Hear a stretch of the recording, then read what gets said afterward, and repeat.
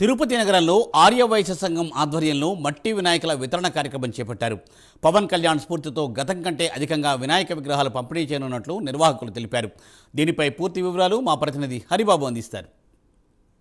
పరిరక్షణలో భాగంగా వినాయకుల విగ్రహాల రసాయనాలు అలాగే ప్లాస్టర్ ఆఫ్ ప్యారిస్ వాడిన విగ్రహాలు కాకుండా మట్టి విగ్రహాలకు అధిక ప్రాధాన్యత ఇవ్వాలని ప్రభుత్వాలు చెప్తున్నాయి. అలాగే తాజాగా కూడా పవన్ కళ్యాణ్ కూడా ఇదే అంశానికి సంబంధించి పెద్ద ఎత్తున పిలుపునిచ్చే నేపథ్యంలో తిరుపతిలోని వాసవి కన్యకా పరమేశ్వర ఆలయం తరఫున ప్రతి ఏడాది వాళ్ళు మట్టి గణపతి విగ్రహాలను ప్రతి ఒక్కరికి ఇవ్వడం జరుగుతుంది.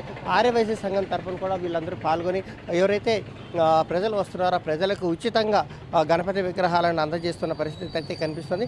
మనతో పాటు ఆర్యవైశ్య సంఘానికి సంబంధించిన నాయకులు ఉన్నారు. నాటి తెలుసుకున్నాం అంటే ఎన్ని సంవత్సరాల నుంచి మట్టి విగ్రహాలు పంపిణీ చేస్తున్నారు, ఎన్ని విగ్రహాలు ఏడాది పంపిణీ చేస్తారు? జై వాసవిమాత, జై గణేష.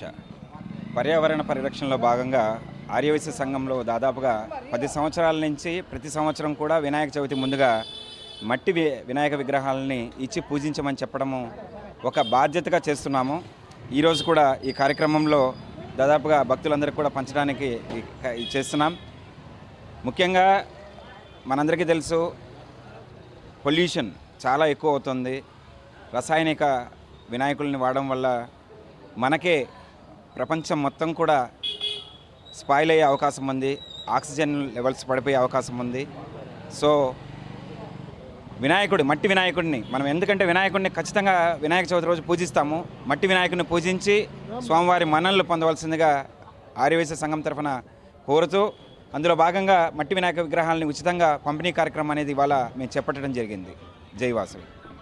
అయితే పర్యావరణంతో పాటు ఏదైతే వినాయక చవితి ఉత్సవం అనేది కేవలం రైతులకు సంబంధించినటువంటి ఒక పెద్ద పండగగా ఎందుకు చేస్తారు? ఎందుకంటే మట్టి విగ్రహాన్ని పూజిస్తే ఆ మట్టి విగ్రహాల నుంచి వచ్చే ఒండ్రు మట్టి సారవంతమైన మట్టి, ఈ మట్టి పొలాలకు వెళ్ళి అలాగే ఏదైతే మనము పూజ చేయడానికి ఉపయోగిస్తామో ఆ పత్రాలన్నీ వచ్చిన తర్వాత నేల సారవంతమై రైతులకి ఏదైతే చెరువుల్లో వినాయకులను నిమజ్జనం చేసిన తర్వాత వచ్చిన ఏదైతే అక్కడ వచ్చిన వాటర్లో ఇవంతా ఉండడం వల్ల అవి ఏదైతే వాల్యుబుల్స్ ఉన్నటువంటి మట్టితో పాటు అలాగే పూజకు ఉపయోగించే పూజా ద్రవ్యాల నుంచి వచ్చే కొంత సారవంతమైనటువంటి నేలకు అవసరము, పంటకు అవసరమైనటువంటి విటమిన్స్ కానీ పోషకాలు అందే అవకాశాలు ఉన్నాయి. కాబట్టి వినాయక పూజ అనేది ప్రత్యేకంగా నిర్వహించడం జరుగుతుంది.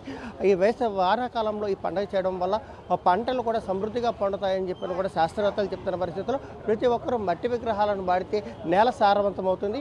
లేదంటే ప్లాస్టర్ ఆఫ్ ప్యారిస్ కానీ కెమికల్స్ వాడితే పొలాలన్నీ నాశనమయ్యే అవకాశాలు ఉంటాయి. కాబట్టి ప్రతి ఒక్కరూ తప్పనిసరిగా మట్టి విగ్రహాన్ని పూజించి గణపతి పూజను నిర్వహించి ఆయన కృపకు పాత్రలు కావాలని ప్రతి ఒక్కరూ ఆకాంక్షిస్తున్న పరిస్థితి కనిపిస్తుంది.